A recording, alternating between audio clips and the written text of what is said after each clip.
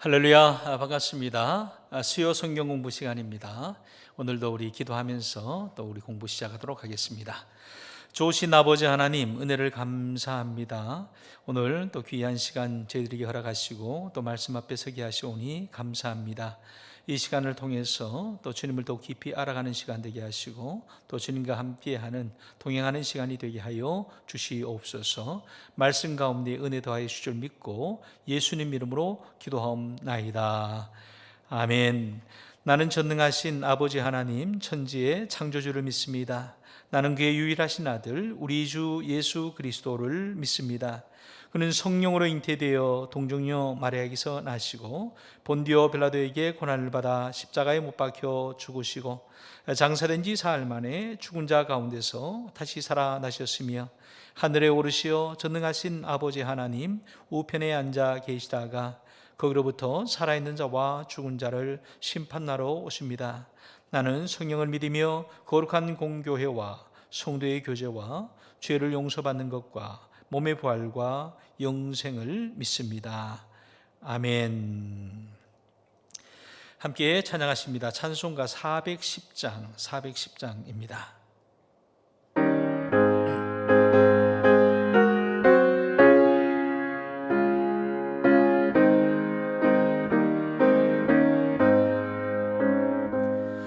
내 맘에 한 노래 있어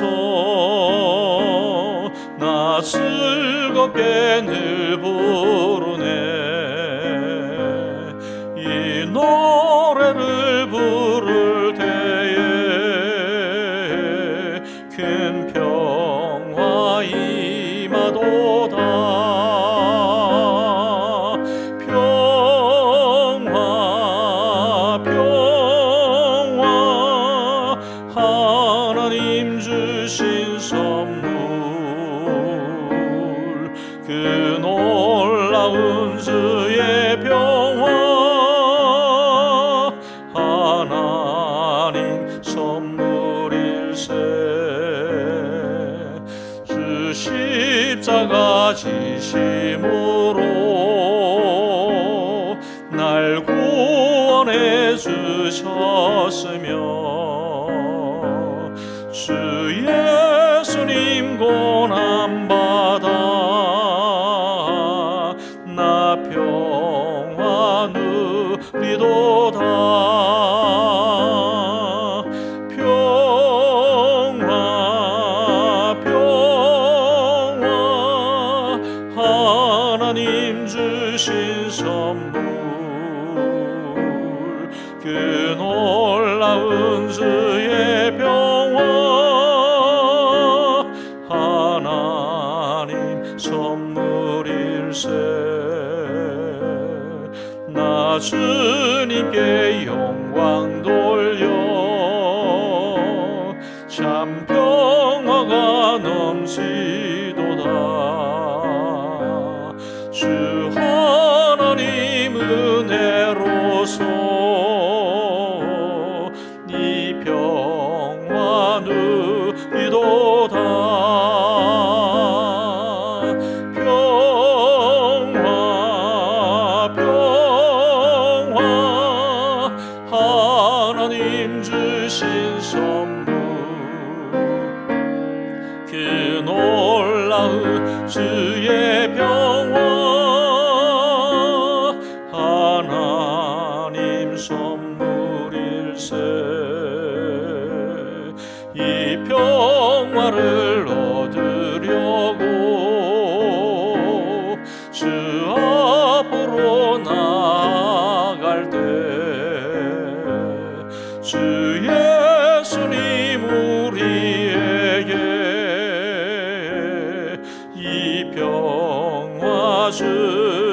평화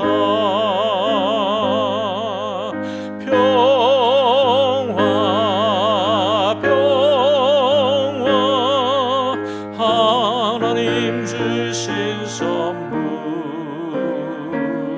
그 놀라운 주의 평화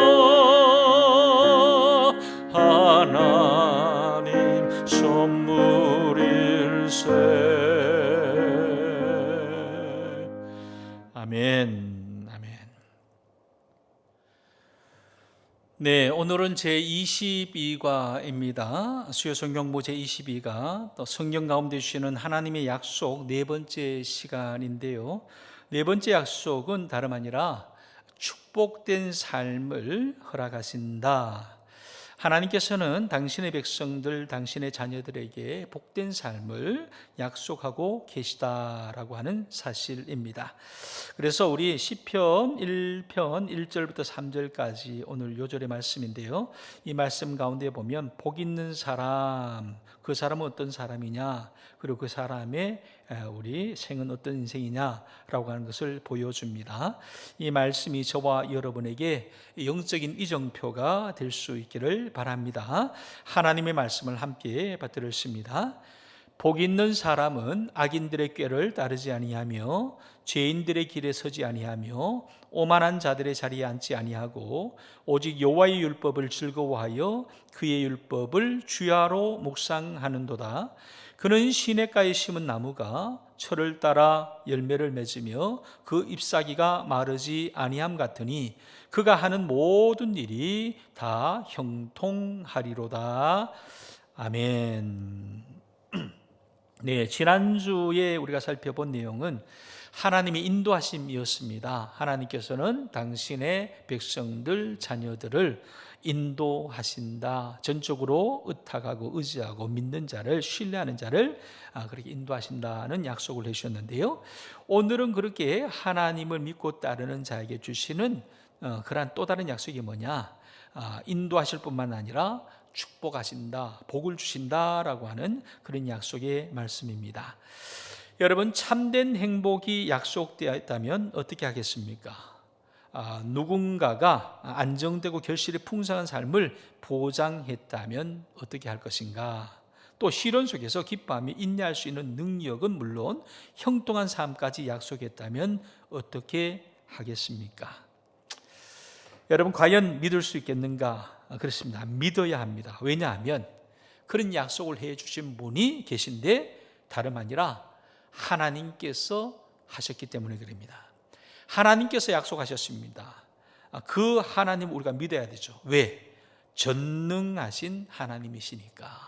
전능이 무엇입니까? 능치 못함이 없으신 하나님이라는 뜻입니다.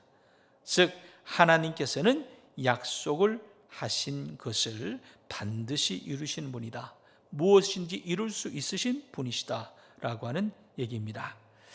오늘 우리 말씀을 나누기 전에 좀 에스라라고 하는 인물에 대해서 함께 잠시 좀 나누길 원하는데, 이 에스라라고 하는 사람은 예수님이 탄생하기 한 500년 전에 있었던 사람입니다. 바사, 페르시아의 제국에서 살았던 유대인입니다. 그러니까 페르시아에서 바사 제국에서 살았으니까 그가 이제 포로가 되어 있었던 때라고 할 수 있겠죠. 이제 유대 민족이 이스라엘과 유대가 멸망을 하고 난 다음에 바벨론으로 포로되어 갔다가 바벨론이 다시 페르시아 바사에게 정복을 당하게 됩니다. 그 정복을 당했을 때에 그곳에 이제 노예로 있었던 사람, 아니 노예를 넘어서서 이제는 그 노예 자리에서 바사 제국에서 그렇게 이제 관리로 등용되었던 사람 중에 한 사람입니다. 그래서 우리 정복지의 땅에서 우리 또 식민지 유대인으로서 그곳에서 또 한 역할을 했던 사람이라고 할 수 있는데, 이 에스라라고 하는 사람 본래는 히브리 민족의 제사장의 가문에서 태어납니다. 그리고 그 당시에 자신이 했던 일이 뭐냐 하면 그 바사 제국의 왕실의 문서 보관소, 왕실 문서 보관소에서 일했던 학사였습니다. 학사라고 하는 것은 이제 보관소에서 문서들을 정리하고 관리하고 하는 이제 그런 직책을 가졌던 사람입니다. 그 덕분에 그가 다룰 수 있었던 것이 있었는데 다름 아니라 성경을 접할 수 있는 기회가 생겼습니다. 여러분, 오늘 같으면 우리가 성경은 누구나 가지고 있는 성경이죠. 그래서 한 집에도 몇 권씩 있습니다만 고대의 성경은 그렇지 않습니다. 두루마리 성경이었습니다. 성경은 성전에만 있던 것입니다. 여러분, 그 당시의 성경은 그런 성경이었죠. 그런데 이 성경이 예루살렘이 멸망했을 때 예루살렘 성전에 있던 것을 탈취해서 바사 제국 왕실 수장고에 가 있었던 거죠. 그래서 그 왕실 수장고, 왕실 도서관에서 이 에스라가 그 문서들을 관리하던 가운데 이 성경을 발견하게 되었다라고 하는 겁니다. 그리고 그 성경을 연구하게 되는데 그 성경 연구를 하면서 그에게 꿈이, 비전이 생기게 됩니다. 그것은 다름 아니라 민족을 재건해야 되겠다. 나의 민족은 어떤 민족이었는지 정체성을 새롭게 찾게 되면서 에스라에게 꿈과 소원이 되어집니다. 그것이 이 같은 이제 비전인데 이 비전은 하나님의 뜻이라고 할 수 있습니다. 그리고 하나님의 말씀, 하나님의 뜻과 일치하는 비전이 되었습니다. 그래서 기회를 따라서 이 에스라가 그 바사의 왕에게 청을 할 기회가 오게 됩니다. 그때 그 청이 뭐냐? 나로 하여금 예루살렘으로 돌아갈 수 있게 해 주십시오 라고 하는 그런 이제 소원을 말하게 될 때에 총애를 받았던 이 에스라, 바사의 왕이 흔쾌히 승낙을 하게 됩니다. 그리고 그 여행에 필요한 경비도 요청을 했는데 그것까지도 흔쾌히 왕이 거절하지 않고 도와주게 됩니다. 그래서 바사 왕은 예루살렘 성전을 재건해서 유대 민족을 부흥시키겠다는 에스라의 요구에 전적으로 지원을 아끼지 않게 됩니다. 그래서 이 에스라가 바사의 첫 번째 왕, 초대왕 고레스로부터 시작해서 한 4분의 왕을 그렇게 섬기게 되는데 그때마다 큰 이제 도움을 받게 된다는 것입니다. 그래서 드디어 이제 여행길에 오르게 되는데 에스라가 유대인들을 이끌고 동족들을 이끌고 5개월에 걸친 길고 험한 여행길에 오르게 됩니다. 그리고 여러 가지 위험에도 불구하고 그들은 예루살렘에 안전하게 도착을 했고 또 에스라는 유대 민족의 재건 그리고 성전 재건축이라고 하는 엄청난 가업을 성공리에 이루게 됩니다.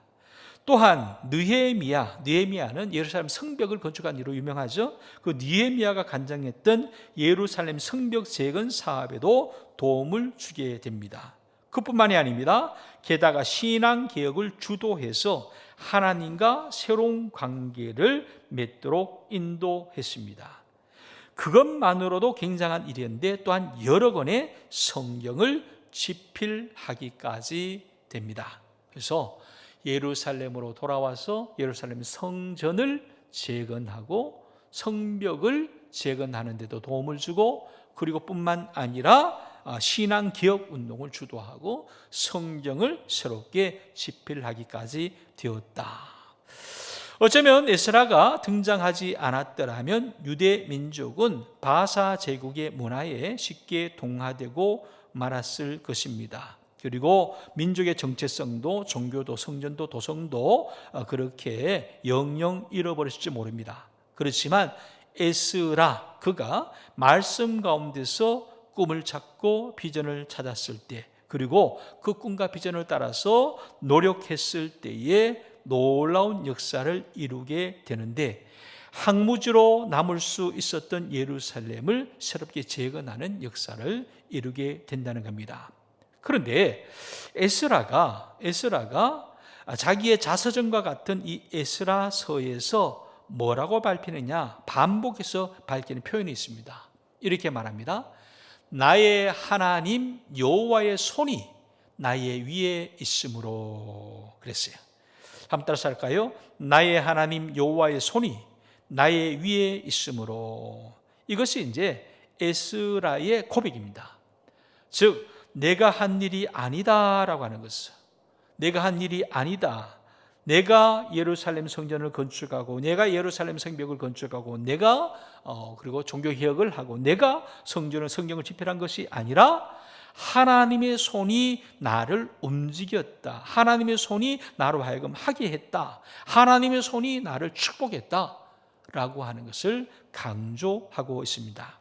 즉 에스라는 하나님께서 자기가 하는 모든 일을 그렇게 축복해 주셨다라고 하는 것을 그렇게 밝히는 거죠. 간증하는 거죠. 고백하는 것입니다.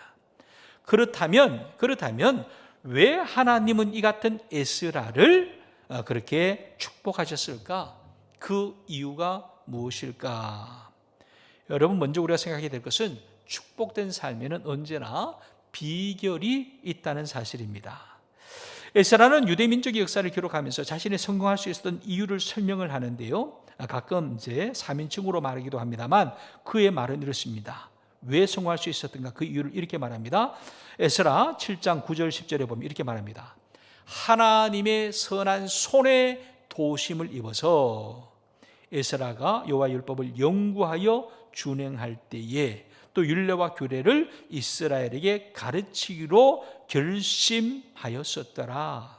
즉 하나님이 에스라를 축복했던 이유는 그가 성경에 근거한 삶을 살았기 때문이다라는 것입니다. 즉 에스라의 성경 비결은 성경 중심의 삶에 있었다라고 하는 겁니다. 두 가지 중요합니다. 두 가지. 첫 번째는 에스라가 예루살렘에 돌아와서 유대 민족과 성전을 재건하기 전에 먼저 한 일이 뭐냐? 말씀을 연구했다는 겁니다. 말씀을 연구했다.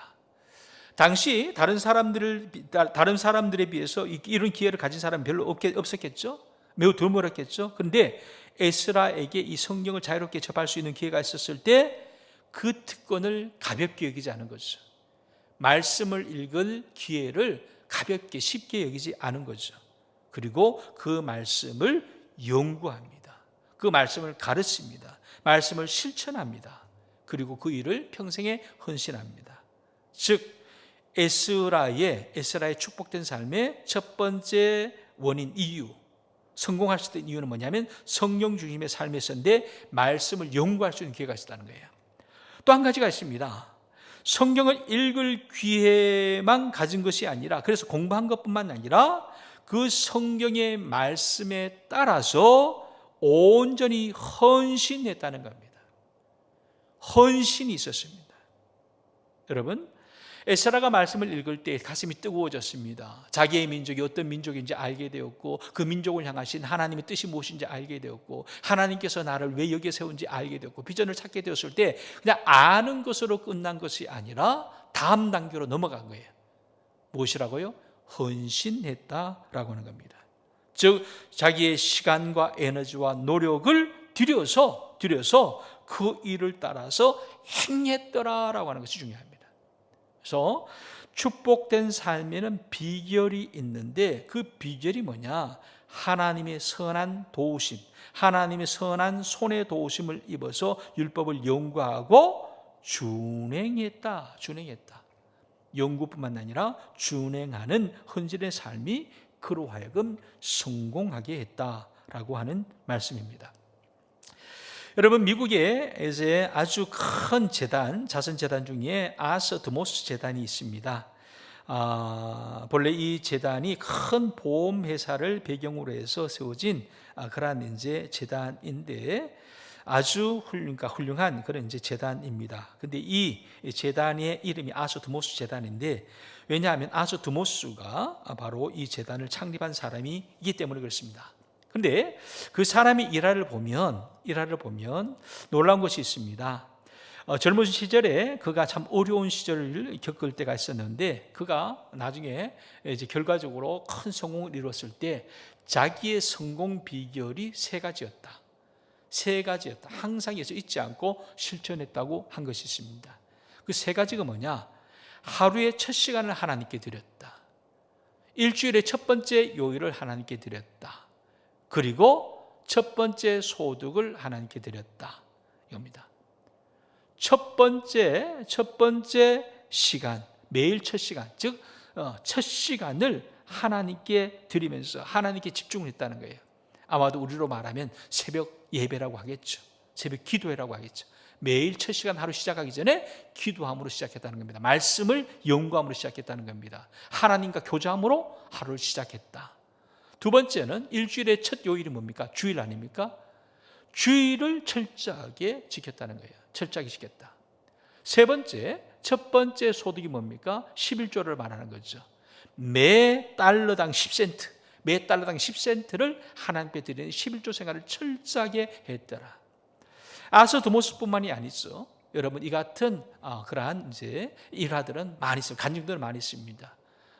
또 다른 예는 록펠러라고 하는 유명한 우리 예화도 알지 않습니까? 그런 것이 결국에는 자기의 성공의 비결이 되었노라고 이후에 자기가 간증을 하게 됩니다.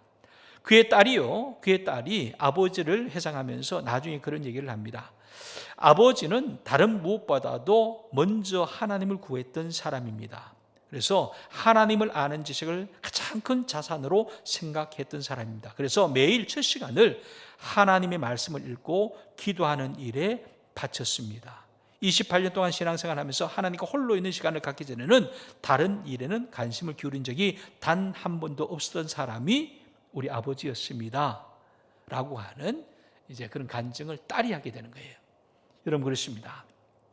성공은 그저 이루어지지 않습니다. 성공하는 사람에게는 비결이 있습니다. 축복된 삶에는 항상 비결이 있다. 그 비결 여러분 저와 여러분도 깨달아 알 수 있기를 바라고 그 비결을 누릴 수 있는 사람이 되기를 바랍니다. 그러면 에스라의 축복된 삶의 비결이 어디 있을까? 여러분 보시면 우리가 시편을 읽는데요. 시편이 전체 한 150편으로 되어 있습니다. 150편으로 되어 있는데 이 150편을 이제 처음부터 1편부터 150편까지 누가 나열을 했을까요? 신학자들에 따르면 이 전체를 정리한 사람이 에스라라고 말합니다. 즉 오늘날과 같은 형태로 시편을 이제 편찬을 했는데 이 편찬을 에스라가 했다. 그런데 이 150편을 이제 편찬을 하면서 이게 편집을 하면서 시편의 제일 앞에 놓인 이 1편, 이 1편이 대단히 중요합니다. 왜냐하면 이정표가 되기 때문에 그렇습니다. 이정표가 뭐냐? 오늘 이 시편은 복 있는 사람에 관한 기록이다. 어떤 사람이 복을 누릴 수 있는가를 시편을 통해서 말하려고 한다라고 말하면서 1편을 이렇게 편찬을 했다라고 하는 거죠. 거기에서 나오는 내용이 뭐냐? 우리가 오늘 요절에서 읽었듯이 이런 얘기입니다. 복 있는 사람은 악인들의 꾀를 따르지 아니하고 죄인들의 길에 서지 아니하고 오만한 자들의 자리에 앉지 아니하고 오직 여호와의 율법을 즐거워하며 그의 율법을 주야로 묵상하는도다. 그는 시냇가에 심은 나무가 철을 따라 열매를 맺으며 그 잎사귀가 마르지 아니함 같으니 그가 하는 모든 일이 다 형통하리로다. 아멘. 여러분 복 있는 사람, 축복 있는 사람 그 비결이 무엇일까요? 오늘 여기서 다 말하고 있다라고 하는 거예요. 그럼 무엇이 비결일까요? 한마디로 표현하면 심은 대로 거둔다. 입력한 대로 출력된다 라고 말할 수 있습니다. 심은 대로 거둔다. 입력한 대로 출력된다. 무엇을 입력하느냐, 무엇을 심느냐에 따라서 무엇이 나오느냐가, 무엇을 얻을 수 있느냐가 결정된다라고 하는 얘기예요. 그래서 오늘 시편 이 1절부터 3절까지를 보면 두 가지를 얘기합니다. 첫 번째는 좋지 못한 것은 입력하지 말아라. 한번 같이 읽을까요? 복 있는 사람은 악인들의 꾀를 따르지 아니하며 죄인들의 길에 서지 아니하며 오만한 자들의 자리에 앉지 아니하고 이렇게 하지 말라는 거죠. 여러분 이것을 메시지역으로 보면 이제 번역본이 메시지 번역본인데 거기에 보면 이렇게 번역을 하고 있습니다. 죄인들과 어울리지 않고 죽을 자리를 찾아다니지 않고 무리한 말을 일삼지 않으면 하나님의 은총을 받게 될 것이다. 또 AMP 여기 보면 이렇게 되어 있습니다. 경건하지 않은 사람들의 말을 기울이지 않고 그들의 계획이나 목적이나 조언을 따르지 않고 죄인들이 가는 길을 걷지 않고 그들이 하자는 대로 따르지 않고 냉소하는 자들, 비방하는 자들이 모이는 곳에 앉지 않는, 머물지 않는 사람이 복이 있다, 행복하다, 운이 좋다, 형통하다, 바람직하다. 이렇게 번역을 하고 있습니다. 좀 더 구체적이죠? 여러분, 복이 있다라고 하는 말은 행복하고 만족스럽다는 뜻입니다. 여러분, 그렇게 행복하고 만족스러운 삶을 살기 위해서 먼저 해야 될 일이 뭐냐? 우리의 마음속에 들어가는 것을 잘 통제할 줄 알아야 된다. 그래서 부정적이고 불경스러운 생각은 물론이고 심지어 중립적인 생각도 잘 통제할 수 있어야 된다는 겁니다. 여러분, 내가 어울려야 할 사람들을 통제할 수 있어야 됩니다. 내 귀에 들리는 음악도 통제할 수 있어야 됩니다. 내가 눈으로 보는 영화라든지 텔레비전이라든지 드라마라든지 쇼라든지 통제할 수 있어야 합니다. 눈으로 읽는 책, 잡지, 그리고 컴퓨터, 웹사이트 등 모든 것을 신중하게 선택해야 된다. 해야 된다. 그래서 좋지 못한 것은 들어오지 못하도록 통제해야 된다. 들어오는 것을 그냥 가리지 않고 무엇이 다 쓰레기들 다 들어놓고 들여다봐놓고 깨끗하기를 원하면 여러분 그 쓰레기통이 깨끗해지겠습니까? 안 되죠. 통제해야 됩니다. 절제해야 됩니다. 조절해야 됩니다. 좋지 못한 것이 입력되지 않도록 막아야 합니다. 그래야지 우리는 축복 가운데 이룰 수 있다는 겁니다. 또 다른 반대로 보면 좋은 것을 입력해야 됩니다. 좋은 것을 입력해야 된다. 2절의 말씀이죠. 오직 여호와의 율법을 즐거워하며 그 율법을 주야로 묵상하는도다. 좋은 것을, 율법을 즐거워하고 율법을 주야로 묵상하라. 좋은 것을 입력하라. 그런 뜻입니다. 메시지적으로 번역을 하면 이렇습니다. 하나님의 말씀을 기뻐하며 날마다 성경 말씀을 되새겨라. AMP역 마음의 소원과 기쁨을 여호와의 말씀에 두고 그분의 율법, 계명, 교훈, 가르침을 밤낮으로 묵상하는 습관을 지녀라. 여러분, 하나님의 말씀으로 마음을 가득 채우겠다고 선택하는 그 순간부터 축복된 삶이 시작되는 줄로 믿습니다. 하나님의 말씀이 우리의 마음을 가득 채우면, 그 말씀이 가득 차면 우리의 삶의 태도도 행동도 달라질 수밖에 없죠. 왜? 안에 있는 말씀이 우리를 주장하게 되니까요. 축복된 삶을 살아가는 사람은 하나님의 말씀으로 채워집니다. 그리고 하나님의 말씀을 기뻐하게 됩니다. 말씀에 따라서 실천하게 됩니다. 그런 사람은 성경을 묵상하고 의미를 되새기고 깊이 연구하고 기도로 표현하고 반복해서 생각하고 적용할 방법들을 부지런히 찾게 됩니다. 여러분, 그럴 때에 하나님의 복이 임한다. 간단합니다. 어떻게 축복된 삶을 살 수 있을까?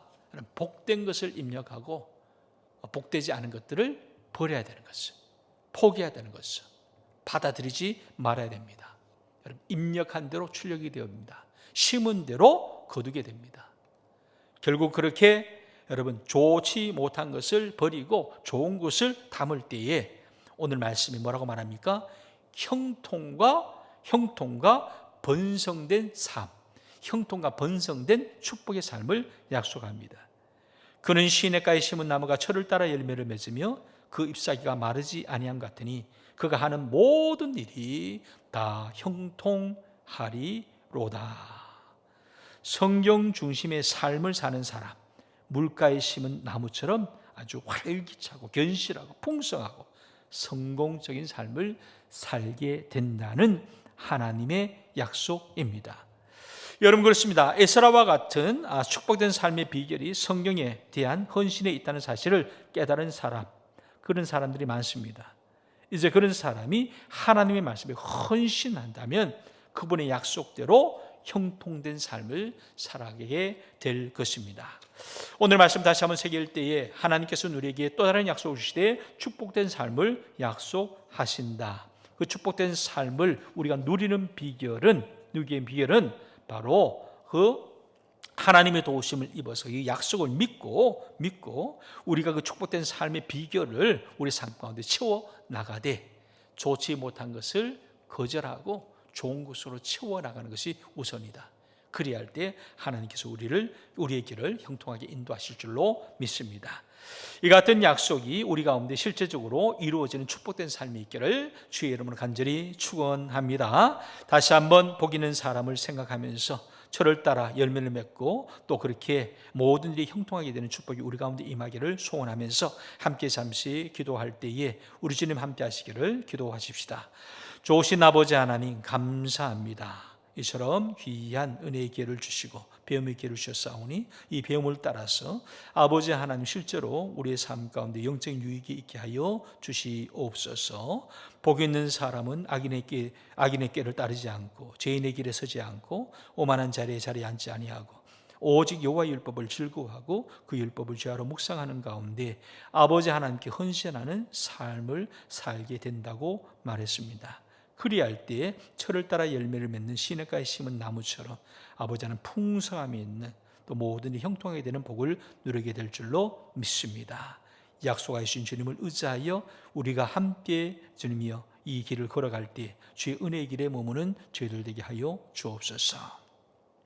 아버지 하나님 오늘 말씀 가운데 가르쳐 주셨사오니 주님 우리 말씀이 영의 양식이 되게 하시고 표대가 되게 하시고 주님이 우리의 또 말씀을 따라 사는 힘과 능력이 되게 하여 주옵소서. 예수님 이름으로 기도하옵나이다. 아멘. 하늘에 계신 우리 아버지, 아버지의 이름을 거룩하게 하시며 아버지의 나라가 오게 하시며 아버지의 뜻이 하늘에서와 같이 땅에서도 이루어지게 하소서. 오늘 우리에게 일용할 양식을 주시고 우리가 우리에게 잘못한 사람을 용서하여 준 것 같이 우리 죄를 용서하여 주시고 우리를 시험에 빠지지 않게 하시고 악에서 구하소서.